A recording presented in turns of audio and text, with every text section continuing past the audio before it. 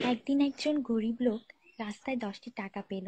সে ভাবতে লাগলো, এই 10 টাকায় কি কেনা যাবে। সারাদিন এই 10টি টাকার চিন্তায় সে সময় নষ্ট করে ফেলল। পরে সেই 10 টাকা ফেলে দিল। সে বলল, হে আল্লাহ, এই 10 টাকার জন্য আমি আজ সকাল থেকে আপনাকে একবারও স্মরণ করিনি। সেই সব লোক আপনাকে কিভাবে স্মরণ করে যাদের লাখ টাকা আছে?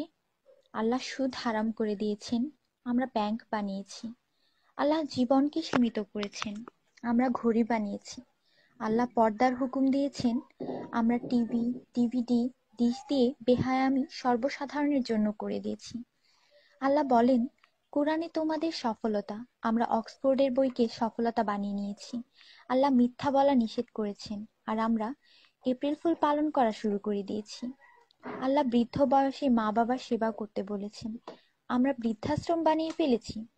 আজ মুসলমান এই জন্য দুশ্চিন্তায় যে যাকে খুশি করার তাকেই তো রাগিয়ে ফেলেছি।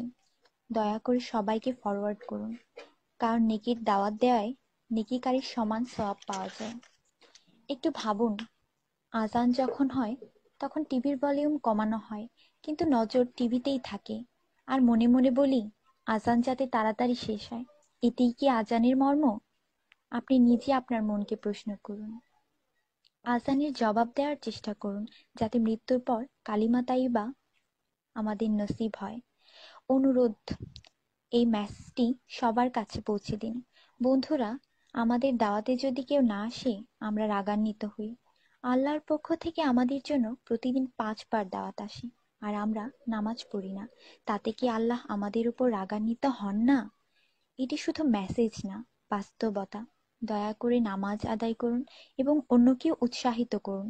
যিনি এই মেসেজ পড়েন তাদের উপর আল্লাহ আরো রহমত দিন, এবং যিনি এই মেসেজ ফরওয়ার্ড করেন তার ভালো ইচ্ছা আল্লাহ পূরণ করুন এবং হিদায়াত করুন।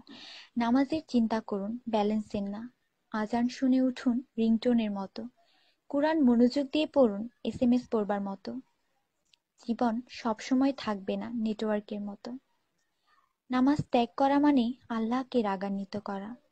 ফজর 6 মিনিট, জোহর 15 মিনিট, আসর 8 মিনিট, মাগরিব 10 মিনিট, এশা 18 মিনিট, মোট 57 মিনিট।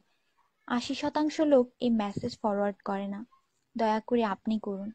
আল্লাহ সবার মঙ্গল করুন। আমিন।